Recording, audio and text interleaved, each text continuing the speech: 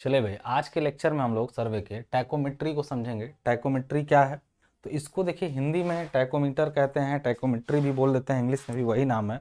इसका मतलब जो होता है सिंपल सिंपल, टैकोमीटर का मतलब होता है, एक शब्द होता है आपका टैक्यू और एक होता है आपका मिट्री, और दोनों का मतलब होता है, इसका मतलब समझिए क्या होंगे। मिट्री का मतलब होता है मेजरमेंट, मेजरमेंट यानी मापन, इसको क्या कहते हैं हिंदी में? मेजरमेंट या फिर मापन। और टैक्यू का मतलब होता है त्वरित यानी तेज, इसको कहते हैं हम लोग त्वरित यानी कि तेज। ठीक है ना, तेज। तो कभी भी गति का या सॉरी दूरी का मापन अगर तेज गति से करना हो, चाहे वो 36 दूरी हो चाहे वो ऊर्ध्वाधर दूरी हो, तो हम लोग टैकोमीटर का यूज करते हैं। अब करते हैं तो टैकोमीटर क्या होता है? और ये एक तरह से ऑप्टिकल मीन ऑफ मेजरमेंट है। ऑप्टिकल मतलब ऑप्टिकल मीन ऑफ मेजरमेंट है। अब एक शब्द और हमारे सामने आ गया, मतलब आपका मापन की प्रकाशीय पद्धति को फॉलो करता है, मतलब प्रकाश के सिद्धांतों पर काम करता है और उसके आधार पर मापन ये कर देता है। ठीक है, अब समझने वाली बात है कि कैसे कैसे।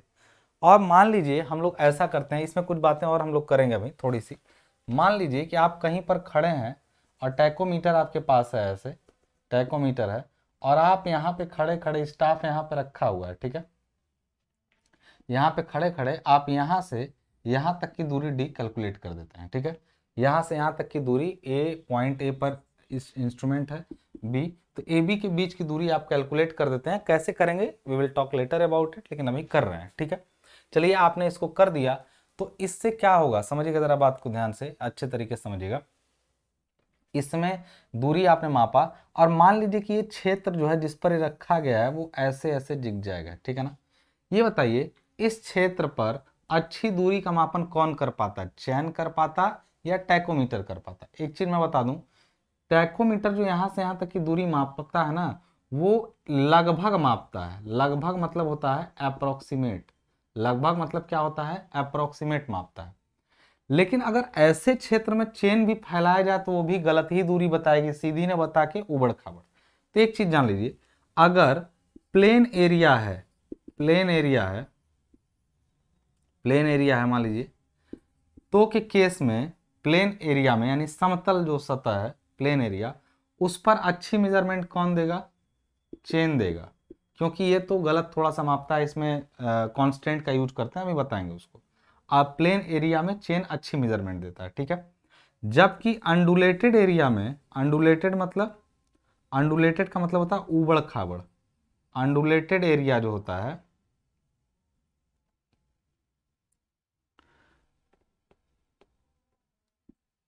अंडुलेटेड एरिया में जो आपका कौन अच्छी मेजरमेंट देता है, तो वो देता है टैकोमीटर। टैकोमीटर, बात समझ आ रही? यहां समझिएगा, अगर एरिया प्लेन हो तो चेन अच्छी मेजरमेंट देगा, ये थोड़ा फ्लॉप काम करेगा। लेकिन एरिया अगर उबड़ खाबड़ हो तो टैकोमीटर अच्छा काम कर जाएगा और चेन जिगजैग होते हुए गलत रीडिंग दे देगा। तो एक चीज ये समझ लिया आप, टैकोमीटर क्या है और कैसे काम करता है, उस पर भी बात हम लोग कर लेते हैं। ठीक है, देखिए जरा क्या हिसाब किताब है इसका। तो तेज गति मापन करेगा और प्रकाश के सिद्धांतों पर काम करेगा, ये सब आप लोगों ने समझ लिया। अब इसके बारे में हम लोग समझते हैं कि टैकोमीटर क्या होता है, अब कैसा होता है, सब पर बात करेंगे अब वन बाय वन। ठीक है ना, देखिए कुछ बच्चे कह रहे हैं कि सर ये टॉपिक ये टॉपिक, तो एक चीज मैं बता दूं, मैं बीटी यूपी का सिलेबस देख के पढ़ा रहा हूँ। किताबें देख रहे हैं, कुछ नई किताबें आएंगी उसमें कुछ नया दे देगा, तब क्या करेंगे आप? अगर किताब कोई नई आई और उसमें कुछ नया चीज दे दिया तब क्या करेंगे आप? तो आप सिलेबस को फॉलो करिए और अपना बीटी यूपी का सिलेबस देखिए। किताब हम नहीं पढ़ा रहे हैं आपको, हम आपको आपका सिलेबस पढ़ा रहे हैं। इस चीज से हमेशा थोड़ा सा जानकारी अपनी अपडेट रखिएगा। ठीक है ना, तो एक चीज यहाँ पे आपने जान लिया कि टैकोमीटर क्या करता है, प्रकाश के सिद्धांतों का प्रयोग करके यहीं खड़े खड़े जहां स्टाफ या फिर आपका सब्सटेंस बार रखेंगे वहां तक की दूरी को ये आराम से बता देता है। ठीक है, अब देखते हैं यहाँ पे ध्यान से और चीजों को समझिएगा। टैकोमीटर में इंस्ट्रूमेंट क्या होता है? टैकोमीटर क्या होता है? एक सिंपल ट्रांजिट थियोडोलाइट होता है टैकोमीटर, एक सिंपल सिंपल ट्रांजिट थियोडोलाइट होता है, ट्रांजिट थियोडोलाइट होता है, थियोडोलाइट होता है। अब ये क्या करता है? इसमें बस एक चीज चेंज होती है। थियोडोलाइट में आपने पढ़ा था तो उसका डायाफ्राम कैसा था, आपने देखा होगा थियोडोलाइट में ऐसे क्रॉस हेयर लगे थे।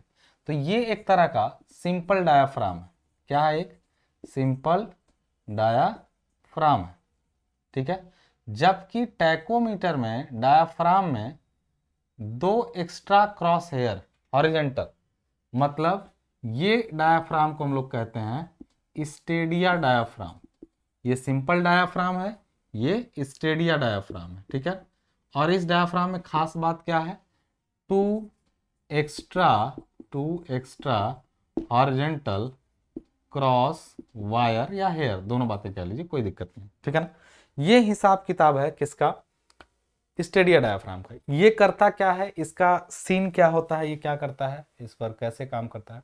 तो पहली बात हमने बताया आपको कि सिंपल ट्रांजिट थियोडोलाइट होता है जिसमें स्टेडिया डायाफ्राम लगा रहता है।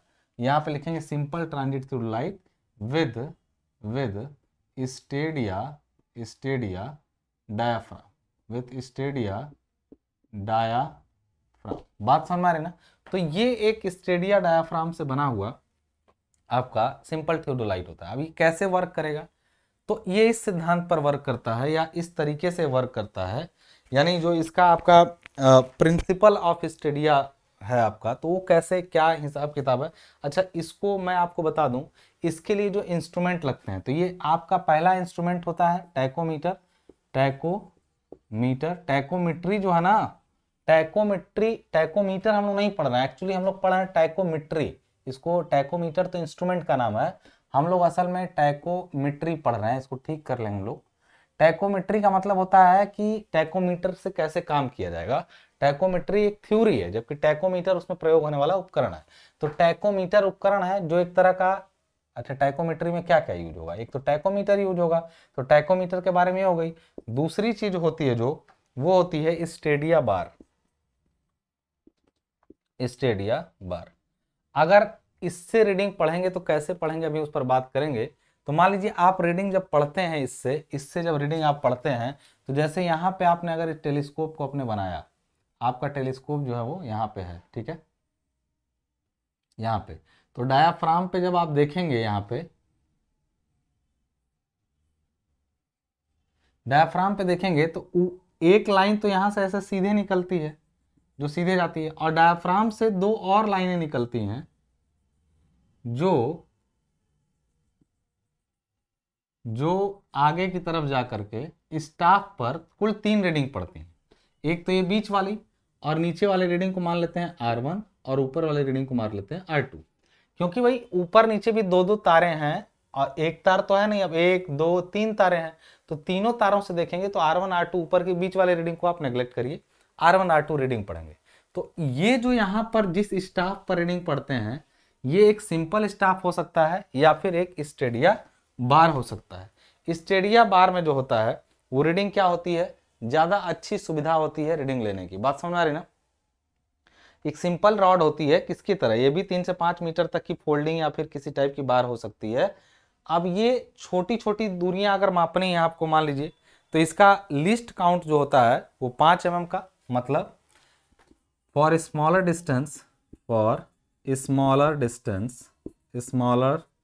डिस्टेंस लिस्ट काउंट इसका जो रखा जाता है वो 5 mm, जैसा कि आपका लेवलिंग स्टाफ का होता है। और जो इसका बड़ी दूरियों के लिए, लार्जर डिस्टेंस के लिए जो रखा जाता है वो लगभग 10 mm रखा जाता है, ठीक है ना। कितना रखा जाता है? 10 mm रखा जाता है, ठीक है। स्टेडिया बार, तो वो जो छड़ यूज की जाती है उसको स्टेडिया बार या स्टेडिया छड़ कहते हैं, हिंदी में भी वही बोलते हैं, स्टेडिया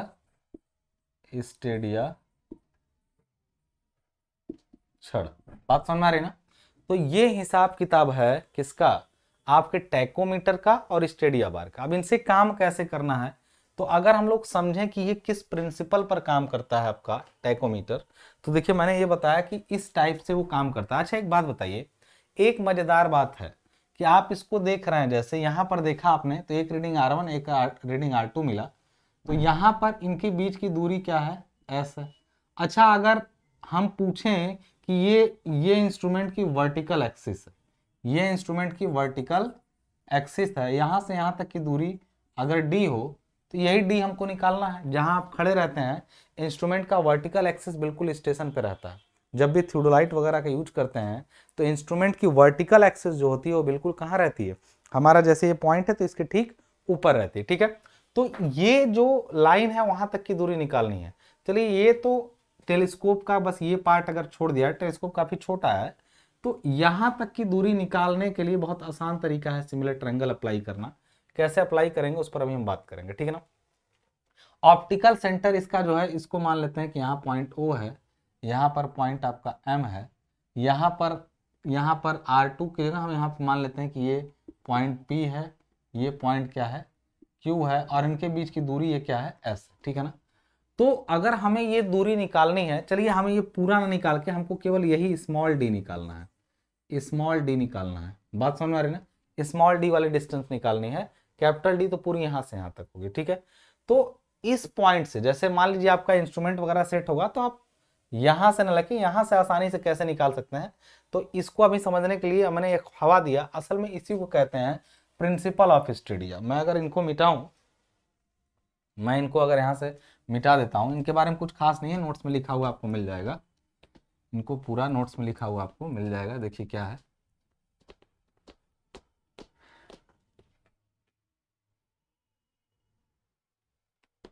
ये आपका यहां से हो गया, ठीक है।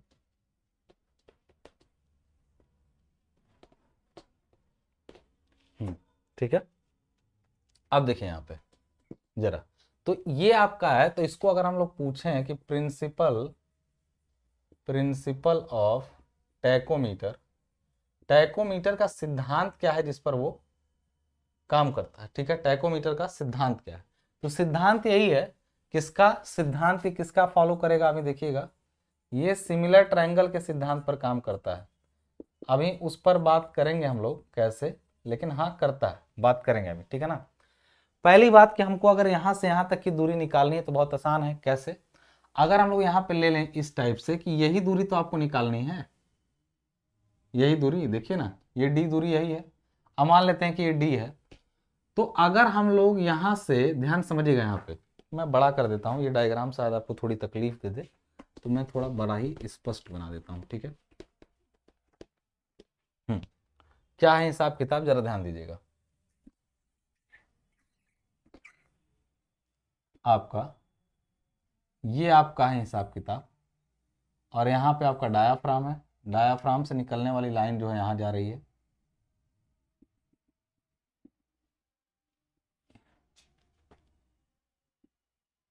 ये आपका लेंस है, और यहाँ से निकलने वाली सीधी लाइन जो है वो ये। जाहिर सी बात है कि ये दोनों लाइनें देखिए ना, ये ऐसे गया है और ये लाइन उठ करके ऐसे गई है, तो बताइए ये एंगल और ये एंगल आपस में बराबर होंगे, ये एंगल और ये एंगल आपस में अपोजिट एंगल है, मतलब विपरीत कोण है, शीर्षाभिमुख कोण है, तो ये आपस में बराबर होंगे। यानी एक चीज यहाँ पे और समझने वाली बात है हम लोगों के लिए, क्या कि अगर यहां तक की दूरी, यहां से यहां तक की दूरी को हम लोग मान लेते हैं कि दूरी क्या, इनके बीच के गैप जो है वो s है, ठीक है ना। तो अगर हमको यहां से यहां तक की दूरी d कैलकुलेट करनी, जबकि एक सही दूरी नहीं है, तो सेंटर तक होगा या फिर एक्सिस तक होगा अभी, लेकिन मोटा मोटा हम लोग, जैसे टेलीस्कोप छोटा सा ही होता है और दूरियां तो काफी दूर तक होती हैं, तो कैसे निकालेंगे हम लोग उसको, ठीक है ना, कैसे निकालेंगे उसको, ठीक है। चलिए, तो यहाँ पे मान लीजिए आपका टेलीस्कोप है, और ये दूरी जो डिस्टेंस हम लोग को निकालनी थी अभी, ठीक है ना, वो डिस्टेंस जो है मान लीजिए ये वाली, तो यहाँ पे ये एंगल अगर हमको पता है, तो ये जो भी एंगल होगा, सपोज कर लेते हैं कि ये एंगल जो यहाँ पे वो थीटा है, तो ये हाफ हाफ एंगल कितने होंगे, ये थीटा बाई 2 होगा, ये भी क्या होगा आपका थीटा बाई 2 होगा, ये थीटा बाई 2 होंगे दोनों एंगल। अब एक चीज बताइएगा, अगर हमें ये डिस्टेंस निकालनी है, बेसिकली अगर इस ट्रायंगल में समझे हम लोग, इस ट्रायंगल में, इस राइट एंगल ट्रायंगल में समझे, तो ये डिस्टेंस यहां से यहां तक की अगर s है, ये पूरी अगर हमको पता हो, ये डिस्टेंस s हमको क्या हो पता हो, और ये s बाई 2 होगा, ये ऑब्वियसली ये वाली डिस्टेंस फिर क्या होगी, ये यहां से यहां तक s बाई 2 होगा, ठीक है ना। अब एक चीज s बाई 2 बाई ये डिस्टेंस d करें, अगर हम ले यहाँ पे किसको, tan ले लें, tan थीटा बाई 2 ले लें। अच्छा, हमें ये एंगल अभी नहीं पता है, हमें एंगल नहीं पता, हम इतना जानते हैं कि अगर हम लोग tan थीटा बाई 2 लें तो ये लंब और ये आधार यानी होगा s बाई 2 लंब हो जाएगा और आधार कितना हो जाएगा अपना डिस्टेंस d।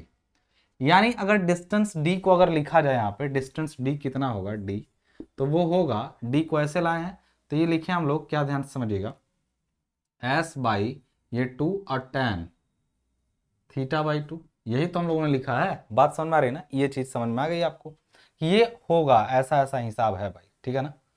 अब एक चीज और बताइए कि अगर d इज इक्वल टू हम लोग यहीं पे लिखें कितना हो जाएगा, तो इसको लिख सकते हैं कि ये tan थीटा बाई 2 नीचे है तो इसको लिख सकते हैं cot theta by 2, cot theta by 2 है क्योंकि ये इसके साथ चला गया, और ये 1/2 cot theta by 2 into S लिखा जा सकता है ऐसे। बात समझिए, ये 1/2 cot है, ये एक्चुअली cos नहीं cot theta by 2 into S लिखा जा सकता है। कहेंगे सर बिल्कुल लिखा जा सकता है। यानी डिस्टेंस d जो है ना, डिस्टेंस d डिपेंड करता है किस पर, इंटरसेप्ट s क्या है, ये इंटरसेप्ट है s अंतःखंड या इसको कहते हैं इंटरसेप्ट है। और ये थीटा पर निर्भर करता है। थीटा जो है वो तो हमारे ऊपर है यार। देखो मजेदार बात, थीटा कितना एंगल बनेगा, यहाँ पे अगर डायाफ्राम को नजदीक रखा जाएगा ऐसे तो थीटा कम बनाएगा, दूर ऐसे लगा दिया जाएगा स्टेडी अगर तो ज्यादा बनाएगा। तो हम चाहते हैं ना कि ये पूरा ना इंस्ट्रूमेंट पर डिपेंड करता है। थीटा जो होता है, theta depends on our instrument, theta depends on our instrument, हमारे इंस्ट्रूमेंट पर ये निर्भर करता है। अब एक चीज को बताइएगा ध्यान से, तो हम चाहते हैं कि d is equal to k into S हो जाए, where k is equal to क्या, हाफ cot थीटा बाई 2। ऐसा लिखा जा सकता है कि नहीं लिखा जा सकता है। Distance d is equal to k into S कर दिया जाए, और कहने का मतलब है अरे इसको और दूर करेंगे तो एक नया एस आएगा। क्यों, अगर आप इसको यहां ऐसे कर दें तो एस का वैल्यू क्या होगा, बदल जाएगा। लेकिन क्या थीटा की वैल्यू बदलेगी? अगर हम इसको दूर हटाएं तो एस तो बदल जाएगा, लेकिन क्या थीटा बदलेगा? तो थीटा को अगर फिक्स करके इसको एक कांस्टेंट के बना दिया जाए और एस को वेरिएबल रहने दिया जाए तो कोई दिक्कत नहीं है। यानी अगर हम ये चाहते हैं कि if you want k to be 100, if we want k to be 100, मतलब हम चाहते हैं ऐसा कि k 100 हो जाए, तो हम लोग लिख सकते हैं कि k बराबर 100 बराबर क्या, हाफ cot थीटा बाई 2। यानी ऐसे लिख सकते हैं कि cot theta by 2 is equal to 200।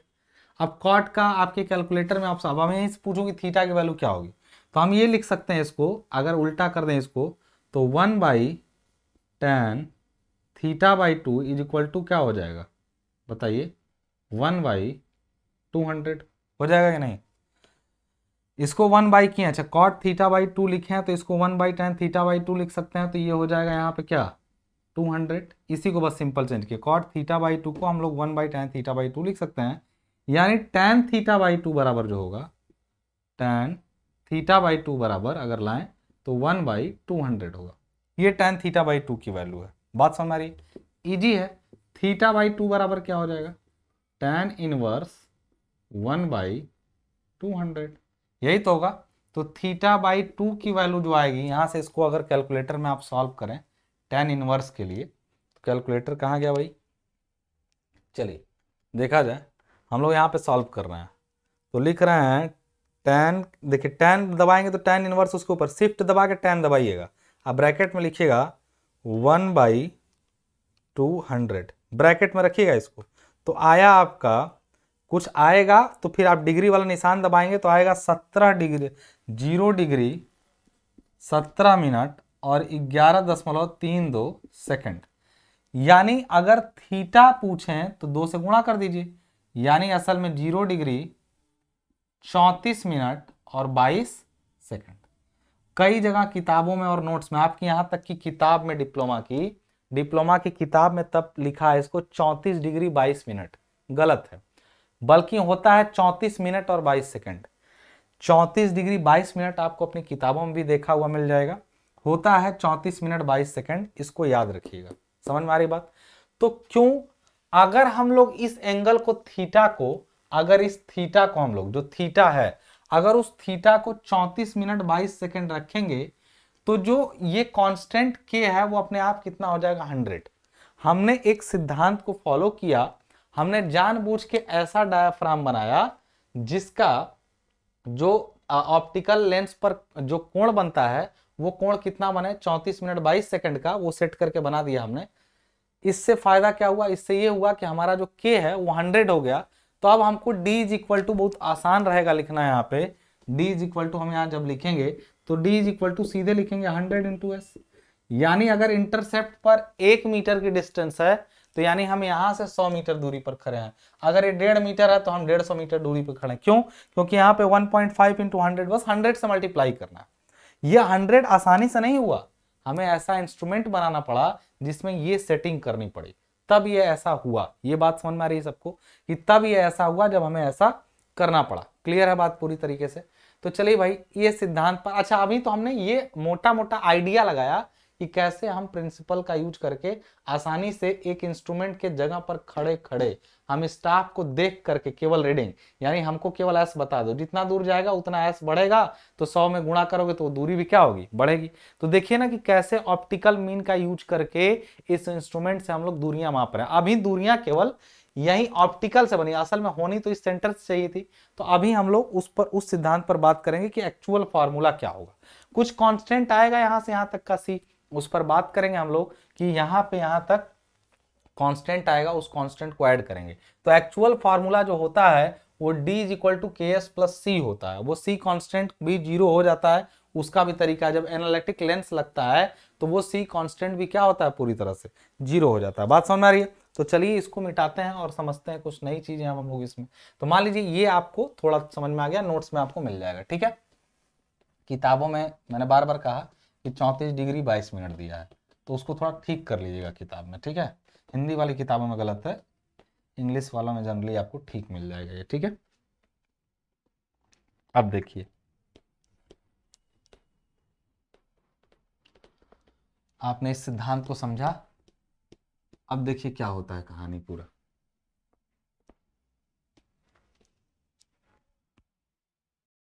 अब मेथड्स ऑफ टैकोमेट्री को थोड़ा सा समझ लेते हैं। क्या होता है आपका ये मेथड्स ऑफ टैकोमेट्री,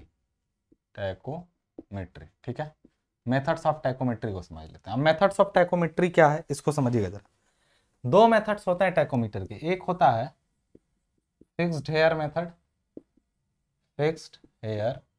मेथड, यानी इसको बोलते हैं हिंदी में इसको बोलते हैं फिक्स्ड हेयर मेथड को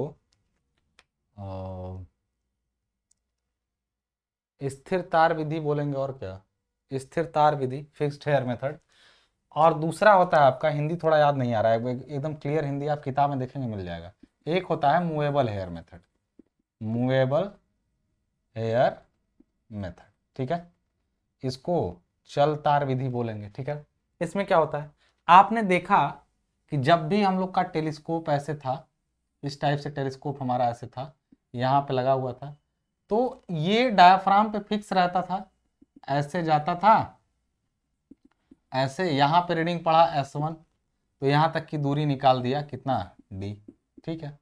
और दूर गया ऐसे, तो ये अब आया S2, तो फिर यहाँ तक की दूरी निकाल दिया D2, ठीक है ना, यहाँ तक की दूरी निकाल दिया। यानी जिसमें ये हेयर्स लगे हुए हैं ना वो फिक्स हों और स्टेडिया पर इंटरसेप्ट बदलता जाए, सॉरी स्टेडिया बार पे इंटरसेप्ट बदलता जाए, मतलब इसमें हेयर्स फिक्स्ड होते हैं और स्टेडिया इंटरवल नहीं कहेंगे बल्कि कहेंगे सबस्टेंट बार पर intercept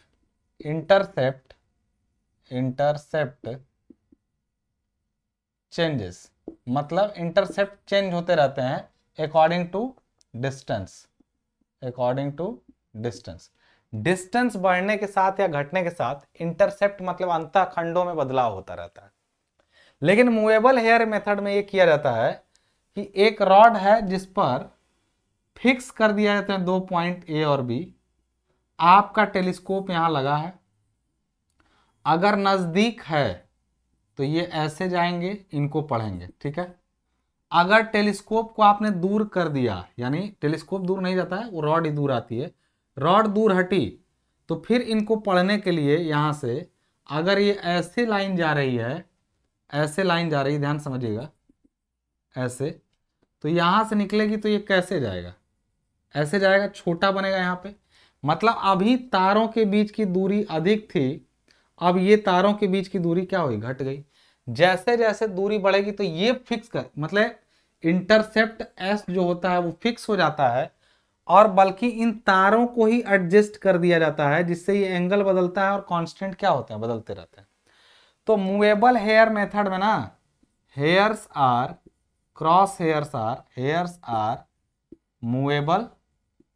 movable and stadia, sorry, intercept is fixed. Intercept is fixed, hair movable है, इंटरसेप्ट फिक्स है। ये मेथड अडॉप्ट नहीं किया जाता है अब इंडिया में, और बल्कि सबसे ज्यादा वरीयता किसको जा जाती है, इस मेथड को दी जाती है, क्योंकि इसमें दिक्कत है, इसमें माइक्रो पेंच लगे रहते हैं, माइक्रो पेंच लगे रहते हैं, माइक्रो स्क्रू जिनको बोलेंगे हम लोग, जिनकी मदद से इनके बीच के अंतराल को, यानी स्टेडिया इंटरवल को, जो ये डायाफ्राम होता है ना, इसमें एक ऊपर लगा रहता है एक नीचे, इनके बीच की दूरी को स्टेडिया इंटरवल कहते हैं, स्टेडिया इंटरवल कहते हैं, यानी स्टेडिया का अंतराल, एक अपर स्टेडिया लोअर स्टेडिया, दोनों के बीच के अंतर को स्टेडिया इंटरवल कहते हैं, ठीक है।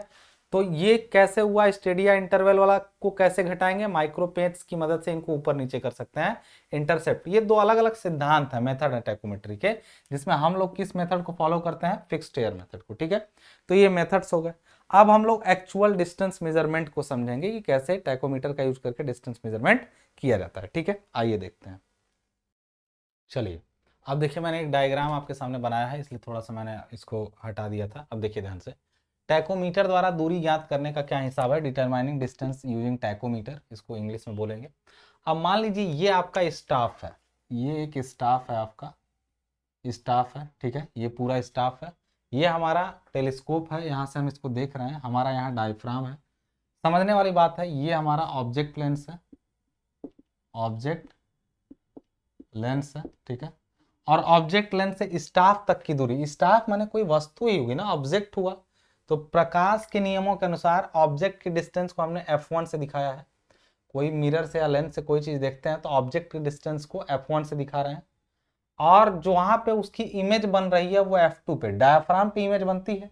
ये आपका क्या है, ये आपका डायाफ्राम है, ये अगर आपको दिख रहा हो तो आप समझ जाइएगा, ये डायाफ्राम है, डायाफ्राम पर इमेज बन रही है। तो इस इमेज को f2 से दिखाया, मतलब ये प्रतिबिंब की दूरी, ये वस्तु की दूरी, कुछ याद आ रहा है, ये सब इमेज की डिस्टेंस है ये वाली, और ये एक्चुअल ऑब्जेक्ट की डिस्टेंस है, ठीक है। इस लेंस की फोकल डिस्टेंस यहां तक है f, ये फोकल डिस्टेंस है इस पॉइंट तक, फोकल पर फोकस दूरी, जिसको फोकल डिस्टेंस बोलते हैं। इंस्ट्रूमेंट हमारा होगा तो इसका वर्टिकल एक्सिस कहीं ना कहीं होगा, ये है आपका वर्टिकल एक्सिस, ठीक है ना, समझ गए बात को। अब देखिए कैसे इसका यूज करके हम लोग ये डिस्टेंस d कहां से कहां तक, वर्टिकल एक्सिस से लेके स्टाफ तक की टोटल दूरी d है, और हम एक चीज जानते हैं कि d इज इक्वल टू जो होगा वो f1 अब प्लस ये लेंस से ये d दूरी जो ली गई है f1 प्लस d होगा, इसको आप पहले से मान लीजिए, यही हमको लाना है, फाइनली यही करना है, ठीक है। f1 प्लस d हमको लाना है। पहले हम लोग कैसे कैसे चीजों को यूज करेंगे, f1 का वैल्यू कैसे लाएंगे, वो सब देखेंगे, ठीक है ना, कैसा यूज करके क्या क्या हिसाब हमारा रहता है, ठीक है। स्टेडिया का यहां से, अच्छा देखिए, स्टेडिया वायर एक यहां रही होगी, एक यहां रही होगी, तो इसी इंटरवल को कहते हैं हम लोग आई, यानी स्टेडिया इंटरवल। इस इंटरवल को हम लोग कहते हैं स्टेडिया इंटरवल आई, यानी स्टेडिया अंतराल, ठीक है ना, बात समझ में आ रही ना, क्लियर है। अब अगर हम लोग देखें ट्रायंगल बनाए, ये सिमिलर ट्रायंगल है, मतलब ट्रायंगल ए बी और C, A B C and triangle small A b and c, A B c, समझ में आ रही बात? A B C and small A B c are similar, यानी त्रिभुज एबीसी और स्मॉल एबीसी जो है वो सिमिलर यानी समरूप है।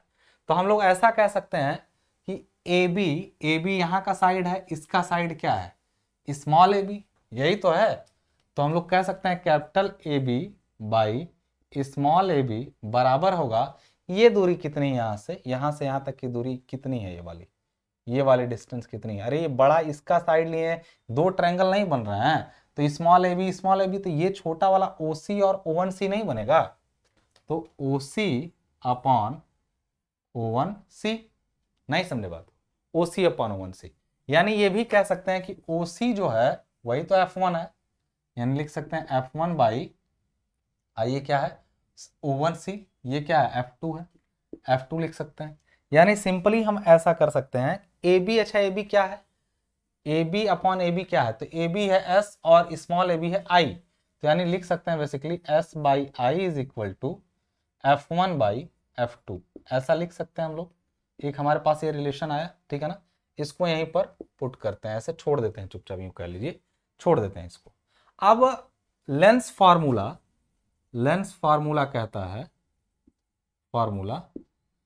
कहता है कि अगर ऑब्जेक्ट का और इसका डिस्टेंस और फोकस दूरी में एक संबंध होता है which is 1/f is equal to 1/f1 plus 1/f2, क्योंकि डायरेक्शन अपोजिट है। डायरेक्शन क्या है? अपोजिट है, इसलिए हमने प्लस किया है। फॉर्मूला चेंज होता रहता है, आपको मालूम है, वर्चुअल और इस डिस्टेंस के लिए, तो इतना फिजिक्स में नहीं पढ़ाऊंगा, यहाँ पर ये सिंपल फार्मूला काम करेगा।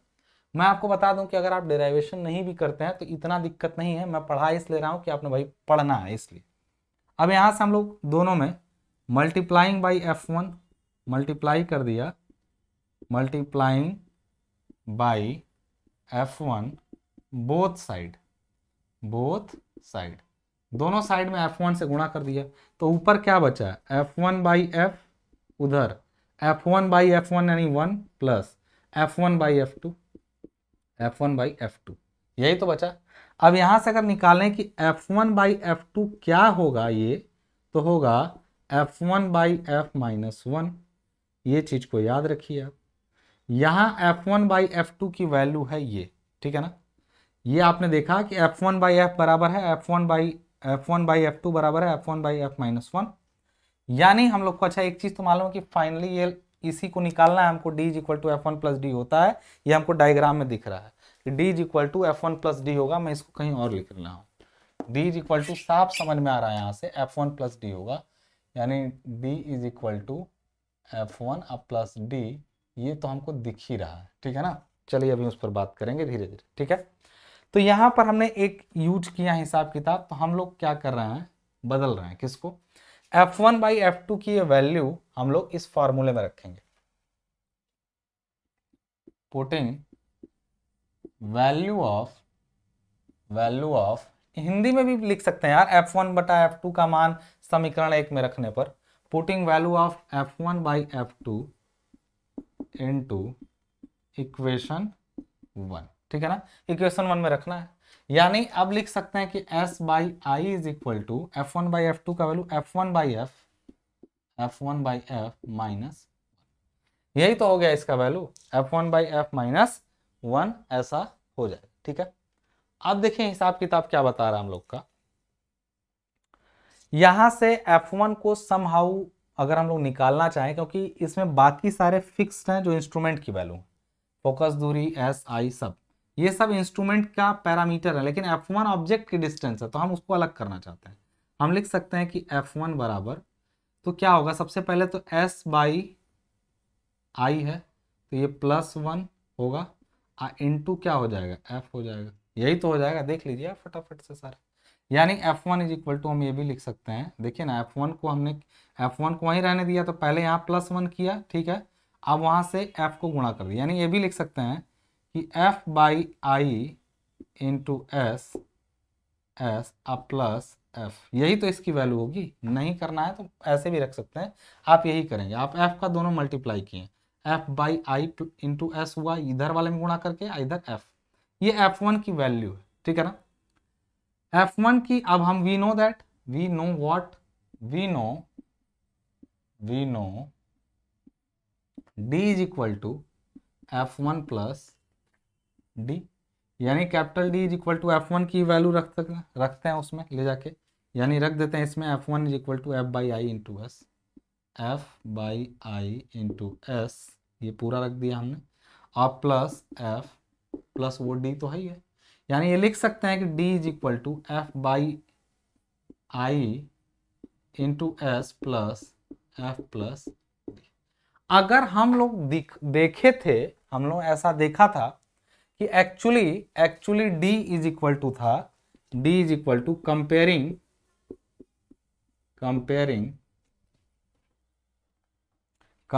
इट विथ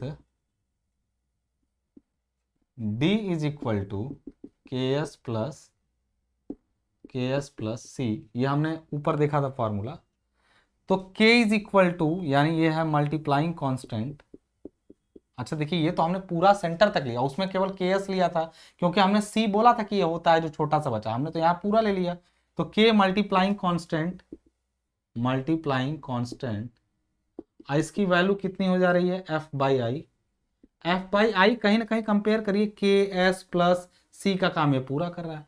और जो यहाँ पर C है, C इज इक्वल टू, दिखाई दे रहा है सबको, नहीं दिख रहा है, let me, okay,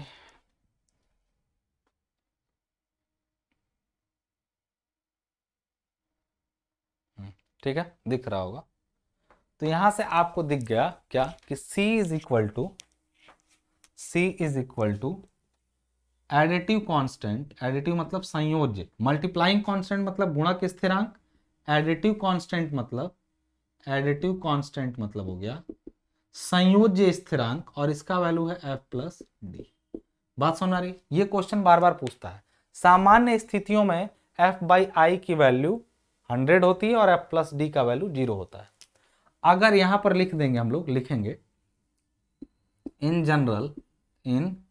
general F by I is equal to 100, कब होगा F by I is equal to, if theta is equal to 34 minute 22 second, यही तो केस है जिसमें ऐसा होता है।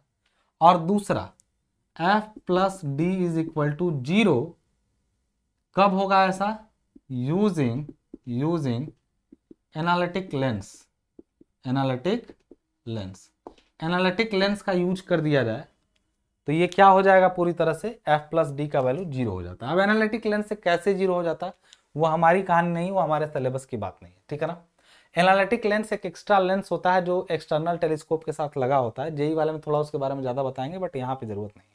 तो हमने ये चीज़ देखा कि टैकोमीटर से दूरी मापने के लिए हमारे पास general equation KS plus C है, जिसमें K जनरली 100 होता है और K असल में क्या होता है, वो F बाई आई होता है, जो फोकस दूरी और स्टेडिया इंटरवल का अनुपात है, और F plus D additive constant होता है, जो 0 किया जा सकता है अगर एनालिटिक लेंस का यूज किया जाए। बात समझ आ रही ना। या कुछ बहुत कम दूरी होती है ना, तो नेग्लेक्ट भी कर सकते हैं, कुछ 5-7 सेंटीमीटर होता है बस। आप ही सोचिए, आप दूरबीन ले खड़े हैं तो दूरबीन के सिरे से उसके सेंटर की दूरी काफी कम है, और वो जो दूरी माप रहे हैं वो तो काफी ज्यादा, तो KS मेन है और C जो है ऑलरेडी 0 किया जाता है, नहीं भी हो तो बहुत कम होता है, उसको नेग्लेक्ट मान लिया जाता है, ठीक है ना। तो ये हिसाब किताब था डिस्टेंस मेजरमेंट का। किस केस में, आपके मतलब सामान्य स्थितियों में जब आप डिस्टेंस का मेजरमेंट करते हैं। अच्छा, इन्हीं फार्मूले का यूज करके कुछ न्यूमेरिकल वगैरह भी हम लोग देखेंगे। अभी देखिए इतना ही नहीं है, असल में टैकोमीटर में, अभी टैकोमीटर से आप सीधा देख रहे हैं, जब इंक्लाइंड करके देखते हैं ऊपर नीचे, यानी एंगल ऑफ एलिवेशन और एंगल ऑफ डिप्रेशन पे, तो वो आपके में आना नहीं है, कभी नहीं आना है उसको। तो हम उसका फार्मूला, जैसे आपकी किताब में भी डेरिवेशन नहीं है, सीधे फार्मूला दे दिया गया है, लेकिन हम उसको अगर चाहें तो आपको बता के पूरा डिटेल करा सकते हैं, बट जेई के लिए वो है, और जेई में भी बहुत कम आता है, उतना तक सर्वे में नहीं पहुंचता है।